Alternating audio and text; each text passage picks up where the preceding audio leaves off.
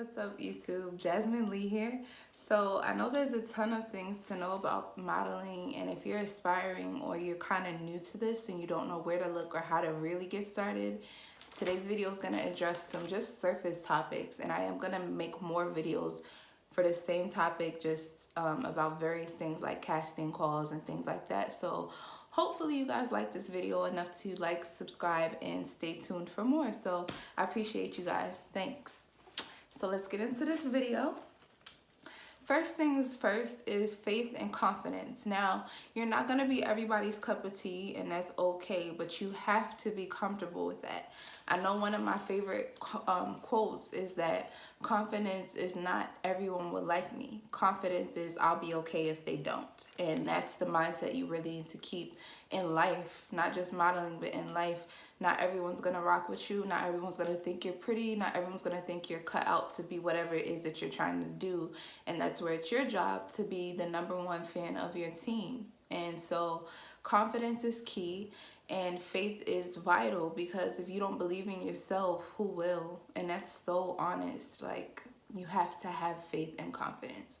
And that's because another thing is that you're gonna face so much criticism at times where if you're too sensitive and you don't have a thicker skin built up, you probably will crumble under the criticism, and you're just gonna have a miserable time at this.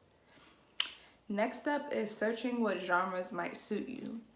There's a ton of different genres, especially now with social media intact. They've even formally acknowledged influencer modeling, which is like what you see people doing all over Instagram, where they're,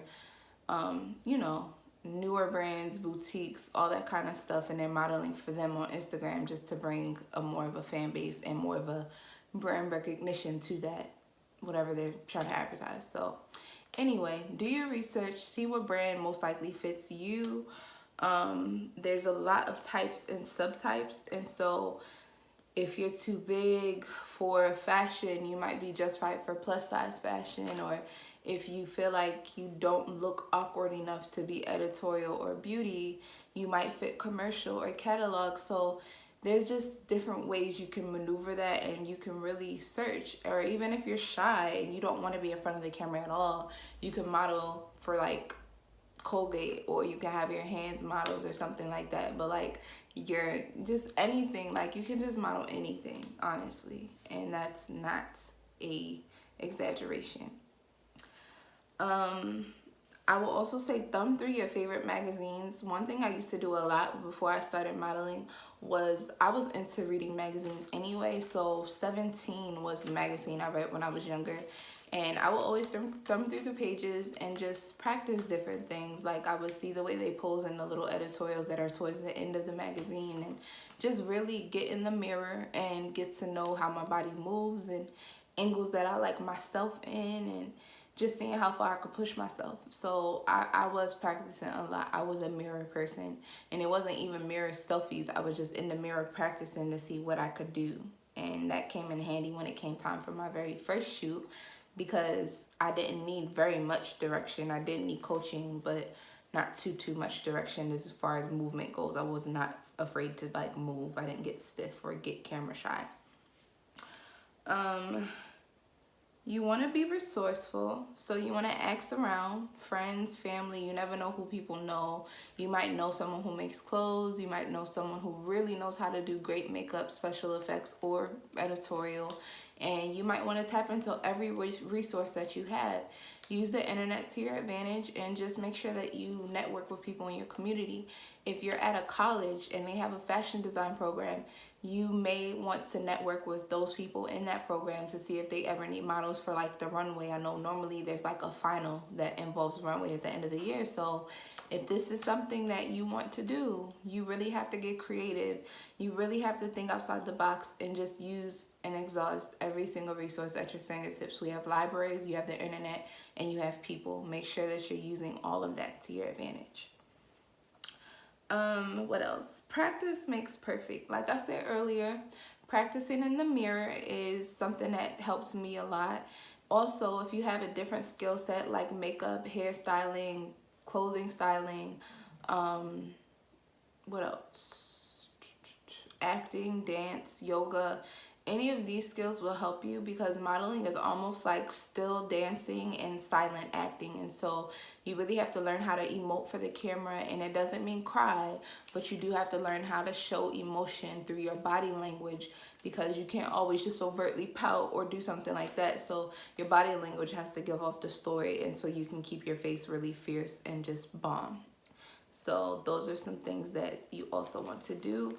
Another reason you want to make sure you're practicing makeup and hair and all that other stuff is because for my freelance models, that's going to make you more marketable. If someone does not have to pay for a makeup artist or a hairstylist because you're just that bomb, then you've pretty much booked yourself more of a job. You've secured yourself You've secured yourself a spot successfully because you're already an asset to that photographer or to that creative team, whoever they may be. Establish goals for yourself and stay focused.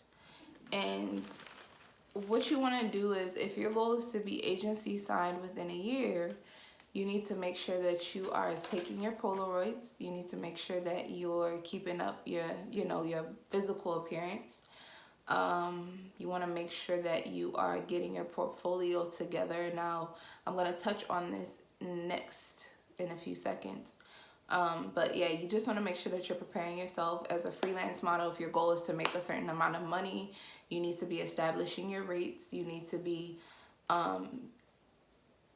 polishing up on your negotiating skills. And you also need to just make sure that your rates matches your experience. Don't be out here asking for $500 and you still are requiring direction in front when you get in front of the camera. Like, you're still requiring people to actually pose you and move you and do what they need you to do. Like, please, if you're going to ask for a certain amount of money, make sure that you are real with yourself in terms of being worth what you're asking for. Another thing next we have is just how to get started. So the way I got started was before I actually got started, I was always taking pictures of myself with my mom's digital camera. So I would put the self timer on and then just like put it somewhere like in the windowsill or whatever, and I would like just pose. And then I would take the photo, get online, edit it, and sometimes post it to social media. And at the time, I think MySpace was still a big thing. So a lot of this happened on MySpace and a little bit of it on Instagram when I first got my iPhone. So that's how I got started a little bit. How I really got my feet wet was one of my friends who's now a photographer.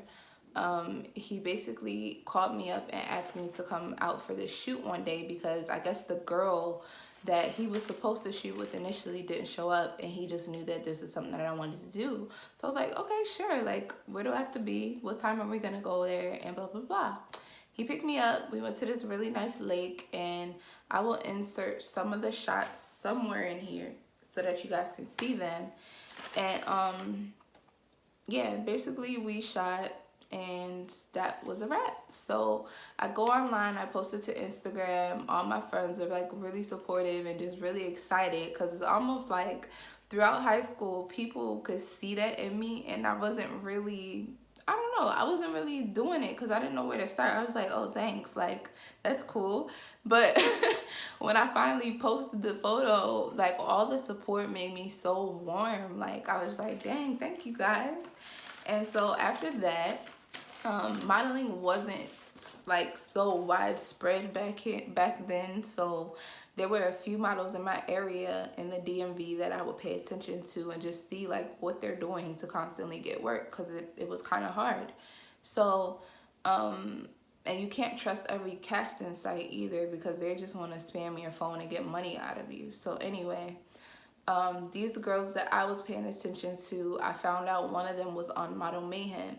And let me tell you, Model Mayhem changed my little life, because it's just so much networking that you can do on there in your area and out of town. So Model Mayhem is definitely something I recommend, and I'll leave the link down below.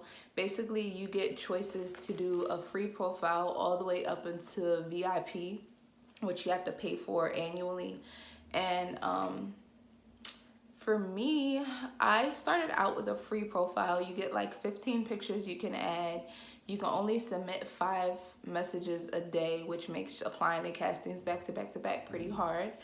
But yeah, if you're just starting out, that's kind of just enough to figure out if you really want to do this, if you're committed, and get your feet wet. And especially with a new profile, if your pictures are good enough and you're really well kept up, people are going to reach out to you, and the people who reach out to you, that does not impact the amount of messages you get. So once they're in your inbox, they're there and you get to correspond with them. But yeah, so Model Mayhem. When I was younger, I did do something with John Robert Powers, and I actually did get casted for a commercial with McDonald's, but due to, it was like 9/11 that happened, and my mom was really afraid to fly. We were out in Denver, Colorado at the time, and she didn't like it. So we passed up on that opportunity, and here I am now trying to pursue the dream again. So everything's been going well so far. I haven't really pursued an agency, but that's where I am looking to be towards the end of this year. So pray for me, y'all. All right, so next we have agency and freelance modeling. So within agency, this is pretty much the people who book your shoots. Sometimes they'll make sure that they have transportation for you to get to and from. They're basically getting a fee of your, like a percentage of your compensation for getting you that job. And they also just, clients come to them. They have a lot more prestigious clients than you would find just doing it freelance or doing it via social media. Like, if you're gonna do it that way, you really gotta hustle, you really gotta network and know who your people are. That way when you run into them in person, you can really sell yourself because you know exactly who they are, even if they're not a very public, out there kind of person, if that makes sense. So with an agency, their minimum height requirement is normally between 5'6" and 5'9" and up. The 5'6" to 5'9" or 5'8" category is more so for everything other than runway. Now for runway, they want freaking giants. There are exceptions to every rule, and I feel like the modeling industry is getting a lot more diverse in terms of like the runway standards. So there are still some brands like your OG fashion houses like Chanel, Balmain, Givenchy.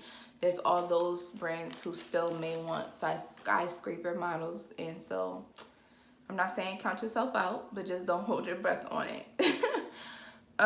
For men, they need you to be a 6 feet and up. So I'm sorry guys if you're super short, but 6 feet minimum is their requirement. I feel like they don't make the weight thing as prominent as they used to, but your weight and your height does need to be proportionate.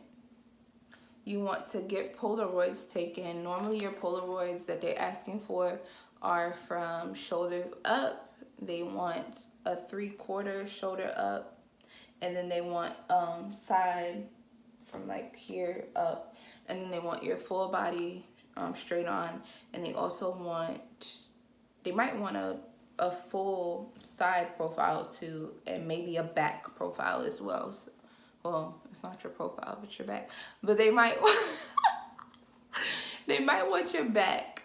So just keep that in mind when you're submitted to agencies. Keep your social media, like there's something that you can make, and I forgot the name of it. I don't think it's called a press kit, but there's something that you can make if you are big on social media and you're looking for an agency. That would include, to basically show agencies that you have a high level of engagement, that people know you, that you have a high following, all that kind of stuff. I'll get the name for that and link it, or you know, provide an example of it below. What else? I think that's it for agencies. If I forget or you guys have any questions, just comment below. For freelance models, there's no minimum requirement because freelance is pretty much open to anyone. Again, you're in control of your bookings, your money. You really don't have to split your money with anyone unless you have a manager or agent, or you keep like a glam team with you. I will hope that you're paying them and not just expecting them to work for free while you get paid, but to each their own. But yeah, for freelance models, you want to basically just make sure that you're establishing a reasonable rate for yourself. Make sure that you are compensated for sure when you're traveling. Make sure that you are networking efficiently to where you become an asset for brands and people in your area to go to. Just make sure that you're staying alert as well, because you don't have anyone looking out for you as much.